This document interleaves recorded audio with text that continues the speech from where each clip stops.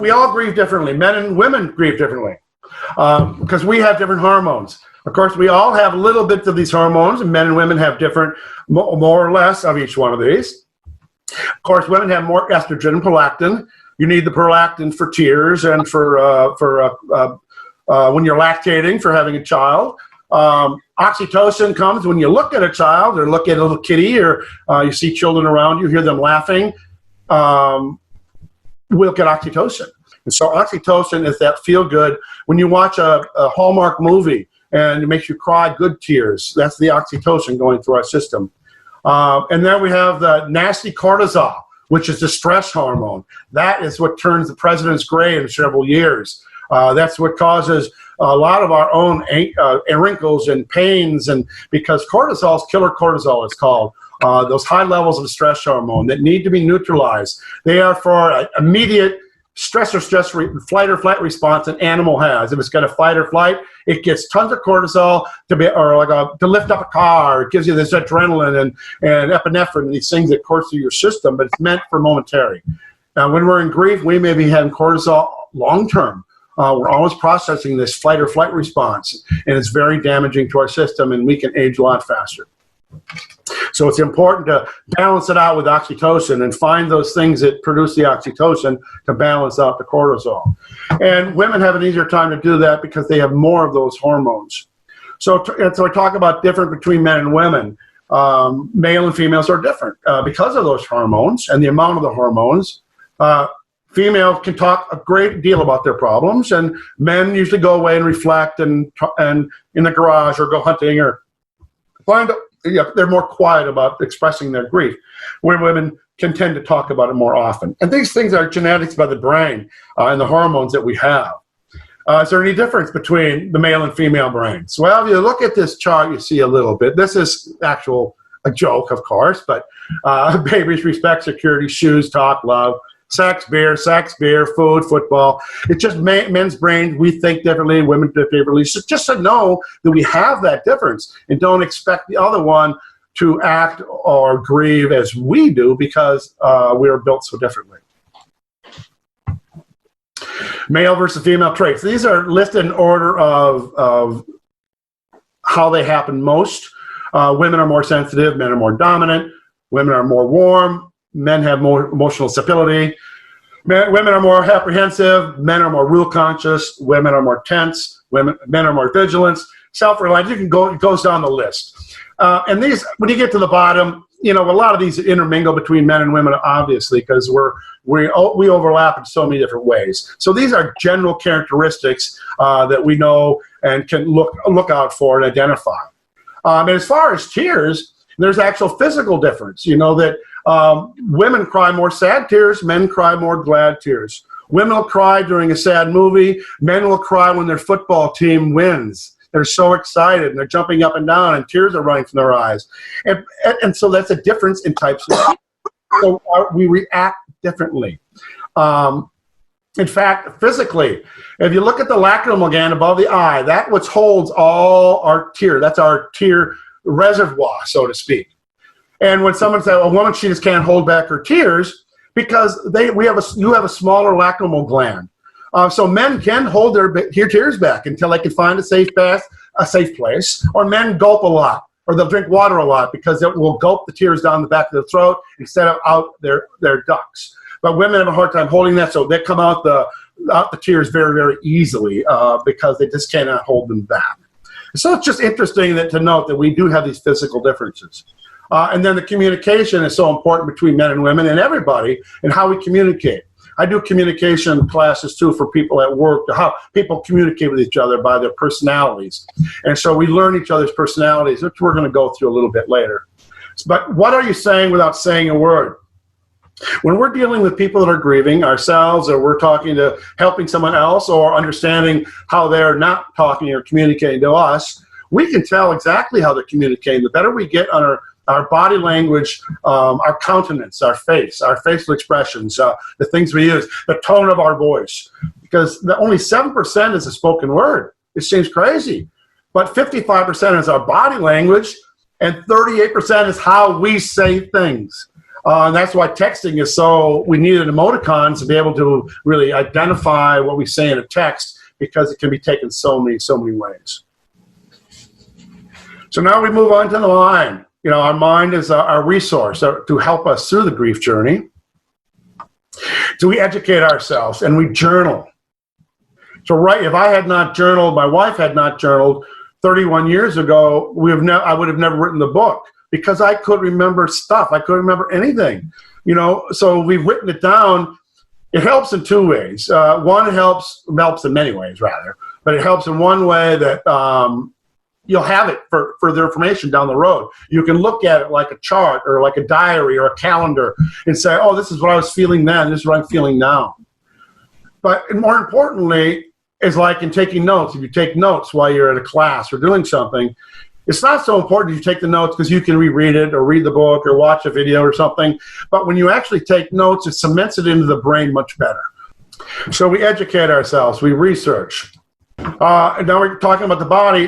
We look at stress and people say it's so stressful, it's a bad thing. And stress is a good thing. It helps us stay alive. You have eustress and distress. What we're talking about with grief is distress, and that's what we talk about. But eustress is the good stress, like taking a test, getting ready for a trip, getting ready for an interview, where you're confident, but yet it's still stressful. So here's some pictures of a soldier to show you how the body, the hormones that's produced from the cortisol of being in fight or flight response in a continual mode. This is the man before he went into the service. You can see the apprehension and the fear in his face. Then when he's in active duty, he's even more fearful, but he is becoming hard and scared to death that he may die. And his body is reflecting that. Now he's become hardened. He's in PTSD. He has to do what he has to do. He does not think of what needs to be done on the right side of the brain. He's totally in the left side of the brain, logical. Check the perimeter, like the caveman guarding his cave. That's all he does. And that's why PTSD is so problematic with soldiers coming back, that they're still in this after state. And they need to deprogram almost themselves to get back to before state. And that takes a long time. And like in the bereaved parent journey too, the PTSD, that we become used to living in the middle, the active. We get used to living in that, and that's how we look. Afterwards, we become jaded or not healed or stuck in our grief the rest of our life. Or we go back to before, how we were before. But we need to take our body, mind, soul, and spirit back to that, to find that balance, to get us to that before state. Because it's so genetic. I mean, it's so body, mind, and brain. When we have grief brain, our enlarged amygdala. Our amygdala holds all the bad memories and all the horrible things that are going on in our grief are stored in the amygdala, and it grows, and we're thinking that all the time, and it overshadows the shrinking hippocampus, which holds the good memories, you know. And so when you come back and you have PTSD, you have this is what your brain looks like. Well, we do mindfulness and doing things to relax and to work on our brain, body, mind, soul, and spirit. We can shrink the amygdala, put into perspective the pain and the horror, and not relive it every time we think it, but to recognize it as it happened. It's historical, but it's not actively happening in our body and our brains now. So on the counter side of the flight or flight response is the parasympathetic nervous system, the rest and digest. And that is what allows us to relax and counteracts the deadly effects of the cortisol. So it's finding that balance. Either you can't find balance, and if you put a pencil in your mouth, it forces you a smile. And your body actually thinks it's smiling. So it starts to react toward the rest and digest because it thinks it's happy. So when we fake it till we make it, yes, that helps us through it. So we can fake it till we make it. We can put a pencil in our mouth to help our body stop the progression of the horrendous pain that it keeps activating and keeps trying to reactivate. And simple things we can do, slow rhythmic diaphragm breathing. I was talking about using the diaphragm before, using your diaphragm to breathe. Humming. The vagus nerve is connected to the vocal cords. Humming The slow Om sound in Western or Eastern meditation. Om sets up a vibration in your chest, which helps restore the vagus and it puts us into the parasympathetic state. Washing your face with cold water. You've heard for years, go splash some cold water on your face. That is just not to wake us up or make us feel better. Meditation helps by getting mindfulness. And then balancing the gut microbe, as I talked about earlier with probiotics. If you have a healthy gut, because we have two brains. We have our brain and we have our gut brain. But our gut brain has as many neurons as our brain does. So they do communicate back and forth together on a highway across this vagus nerve. And so we try to kind of slow down that traffic is what we're doing with mindfulness. And there's a simple maneuver you can do. You may have done it on the airplane when you unplug your ears. It's called the Valsalva maneuver. If you find yourself getting anxious and just getting wound up, you do this. You plug your nose and blow out just like you're blowing your ears out. And that resets the vagus nerve as well. And then we're going to talk about spirit, that connection of spirit, that we are still connected to our loved one through an invisible circuit of energy that I believe that we can connect through continuing connections. And my whole workshop, Whispers of Love, is based on that. So I'm just going to touch on it here a little bit on the signs, dreams, and synchronicities that we can have during the grief journey and how helpful that can be. When I first wrote my book, I did it because I asked my son for a sign in a letter that I'd written him in Letters to My Son. I wrote this letter in February, and so that spring, a cornstalk grew up in my yard. I quit mowing the grass. 3 corn stalks grew in my yard in a perfect triangle. And then on one, it grew an ear corn. And on December 1st, on his angel day, December 1st, a mourning dove flew over that corn stalk in the snow. And I went out in my bathrobe and I said, what am I supposed to look at? And I picked the ear corn off it was still all it was wet and icky, like it was rotted. But when I pulled the ear back, it had stained the husk, capital D, capital A, D, in mold on the back of the husk. It changed everything for me. Everything. I thought, oh my gosh, my son got back to me with a message. I asked him to get back to me, and he did. That's when I wrote my book. It changed my whole life, that I know my son lived on in a different existence than this one. Kelly was born in November. That's wrong. It's supposed to be November 16th, January 16th. I see a typo. But then my granddaughter, Olivia, was born on Kelly's death day. Kelly died 12/1/1987. 12/1/2009, my second granddaughter was born. A psychic had called me, and I'm not proposing psychics or not at all, but a psychic had called me, and she said, Mitch, you remember me from high school? And I said, yes. She goes, I lost my son, and I became a psychic, and I want to talk to you about writing a book. And she said, your son came to me, and she said, congratulations, you're going to be a grandpa. Your son wants to be born back into your family. And I said, I didn't know what to say. I was speechless for the first time in my life. And I said, thank you, Robin, and I hung up. I called my daughter. My daughter said, Dad, she's crazy. I'm on the pill. We have a 3-year-old to take care of. We're not getting pregnant. Our house is in foreclosure after the NASDAQ crash. No, we don't have any health insurance. And I said, I'm just telling you what the lady said. And then she called me 4 weeks later. Dad, I missed my period. I went and got a test done. She went and took a test. She was pregnant. The due date, November 16th, which was my son's birthday. I said, this cannot be happening. It did not happen November 16th. She went into they were going to have to induce because she was going so late. But she went into labor on midnight, December 1st, his 23rd angel day. And same weight, same length. If you can see the picture, they look identical. And they named her Olivia Kelly. And now she's 10 years old, and she talks about Uncle Kelly all the time. She's seen him. He has spoken to her. Just amazing things that have happened and transpired since this has happened.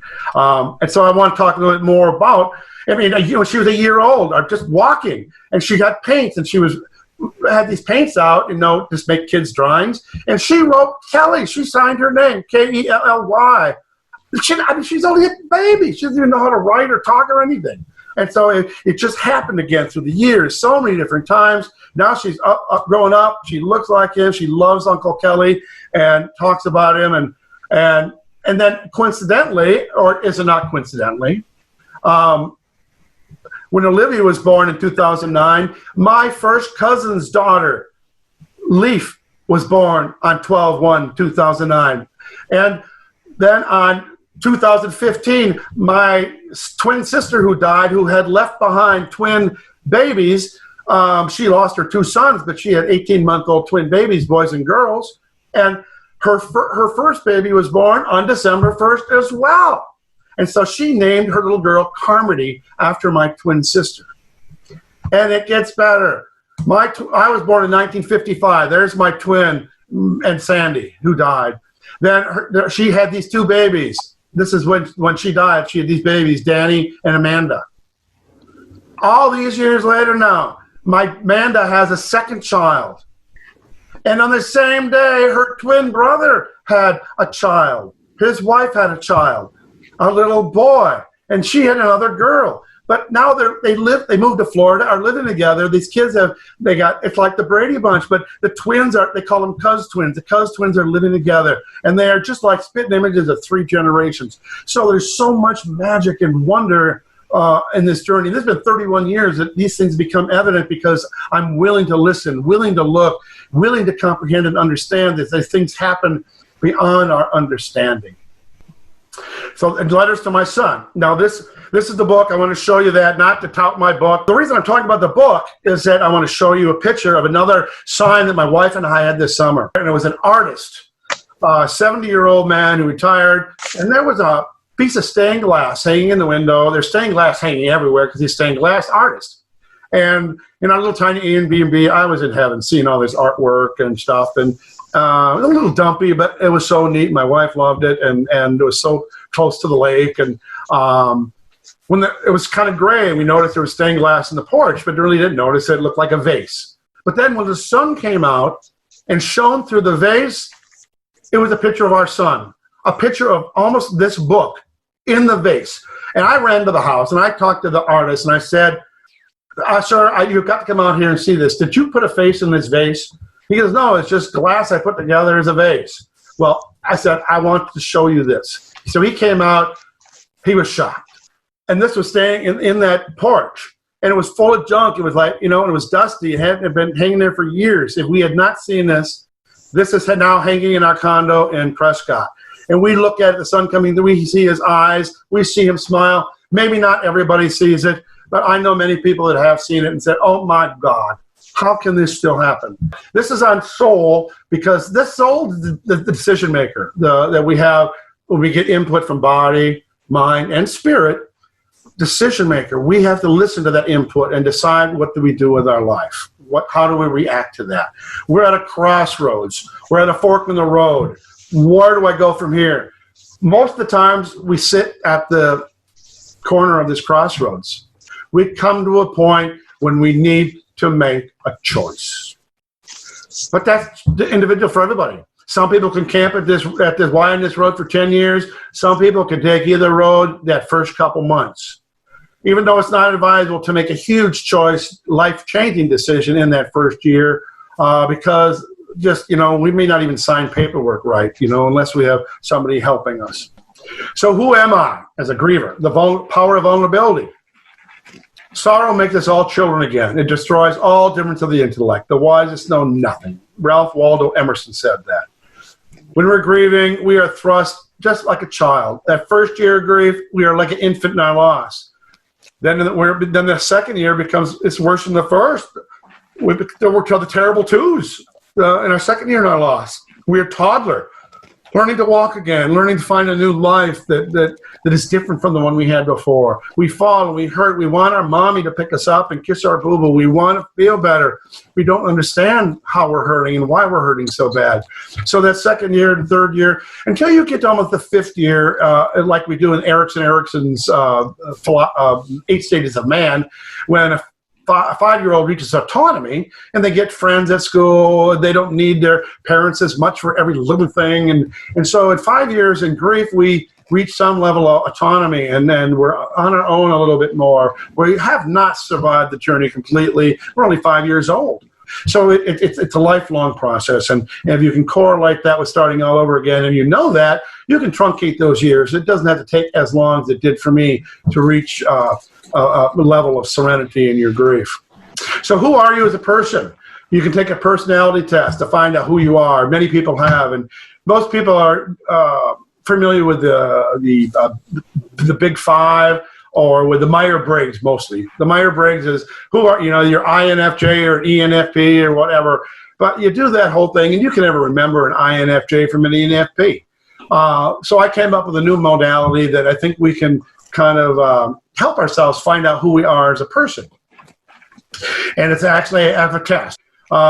But I take it from the Tao, which has five personalities, but it also, in psychology, there's the Big Five, which these mimic the Big Five. This is just showing there are people that are in their fires. The fire is the sign. It's loving, passionate, emotion, passionate people. Their emotion is happiness. Wood is an action maker. The planner, the doer. Emotion is anger. Earth is sympathetic, thoughtful. The feeler. Emotion is empathy. Water is a creative, sensitive, effective, wise person. Their emotion is fear.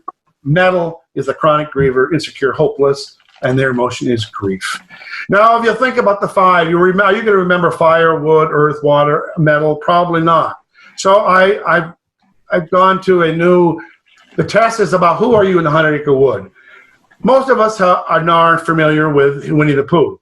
And these are 5 major characters in Winnie the Pooh, which parallel with the Big Five and the Tao. And you go to the grief group and you see Pooh in the back. He's just normal. He seems to be so good. He comes to every meeting. He's whistling. He goes to work. He has coffee at the same deli every day, or goes to Starbucks. He has the same stool he goes to. And when he can do that, when he can maintain his routine, that's when he feels better. So people can look and say, oh my God, Pooh is not grieving. He's so normal. He's doing everything normal. He's not grieving. Well, no, Pooh is grieving. He's just doing it his way. He's drawing to his strong suit. So then we move on to rabbit. Many people are familiar with the rabbit. They're the organizer. You don't have a good compassionate friends or a grief group where there's salt without a rabbit in it. You need the organizer, the one that run. And people will look at the rabbit and say, oh my God. They are running from their grief. They are running. They're getting away. They're so busy. They're organizing themselves. They're at work overtime. They're doing so much because they're running from their grief. They're not grieving. And they need to see somebody. No, they're a rabbit. They're not running from their grief. They're running with their grief. Rabbits run. They're drawing to their strong suit. They run with the wind. They like to run. So they're getting stuff done because they get stuff done. It makes them feel good to get stuff done. Then you have, of course, the piglet, the feeler, the hugger, empathy. If you have a piglet in a grief group, you're going to know the piglets in a grief. They're to meet you at the door. You need they're usually the door person at a grief group. You don't put an Eeyore at the door, you send a piglet. They run over and hug you, and they greet you, and they talk how you're doing and how your child. They wear butterflies, everything, and they have buttons on of their child, and they talk about their child. They talk about your child. They'll bring food to the group that was their child's favorite food. And that's what people say, oh my God, they're over the top in their grief. Well, that's what piglets do. They can't help themselves. They wear their emotions on their sleeve. They hug. They cry easily. They cry. They talk to you. They ask you how you're feeling. They are wonderful. They are an important part of the grieving process. So then we move on to the owl, the thinker. You see him in a grief group, sitting in the back, hasn't said anything in 3 months. He says, he needs to see somebody. He hasn't said a word in 3 months. Just ask him. Owls are thinkers. So, and they are great counsel. So you need, people say, oh, they need to see somebody because they're not divulging. No, they are there. They are a background support that are always there and very valuable in the grief journey.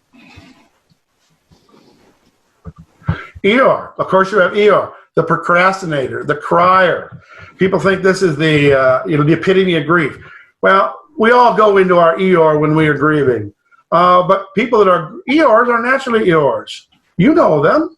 You know, they'll be at the grief group and they're there all the time. Don't say much. They'll help. They'll bring, I'll go get the ice, or I'll set up tables. So they don't need to see somebody at their Eeyore. They need to talk to friends. They like to be with friends. Eeyores will be your best friend. They are your best. They will stick through you through thick and thin.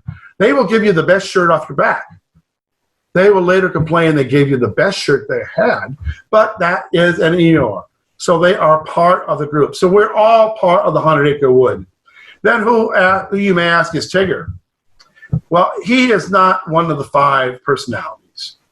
He represents those people that jump on us. Are you over it yet? It's been 3 months. They keep asking questions we don't have the answer for, or they should on us all the time. Tiggers only jump on people they like and people that they love, not on people they don't love. So sometimes you'll have someone pounce on you and say something really stupid. We can correct them, or we take their heart intent. If their heart intent is there, accept that heart intent. Correct them if they say something stupid. At least people that say something inane are taking the risk to say something because they love you. So let's consider the source of who's saying it and why they're saying it. So who's Kangaroo? You may see Kangaroo, she's got a child in her arms. And we go, oh, there by the grace of God go I. She has a child in her arms. She's a happy mom. I'm a bereaved mom. How come she has to have a child? Well, we don't know if she's other children, lost other children. We don't know where Mr. Roo is. Maybe she's a bereaved single mom, a bereaved widow. We don't know. Well, who is Christopher Robin then? Christopher Robin is who created the wood. Who created it? But Christopher Robin represents like the God or the faith that we have that comes into our life to help us during this process. Not to help us get through it all. We need to get through it on our own. And that's the 100-acre wood. We have everybody there to help us in our grief. But God comes through to help us once in a while to give us some direction, and then leaves the 100-acre wood. Leave us, give us some advice, give us some help, give us some faith, and then we can do things on our own. So Christopher Robin said to Pooh, if there's a tomorrow when we're not together, there's something you must always remember. You are braver than you believe, stronger than you seem, and smarter than you think. But the most important thing is if you were ever apart, I'll always be with you. While Eeyore frets and Piglet hesitates and Rabbit calculates and Owl pontificates, Pooh just is.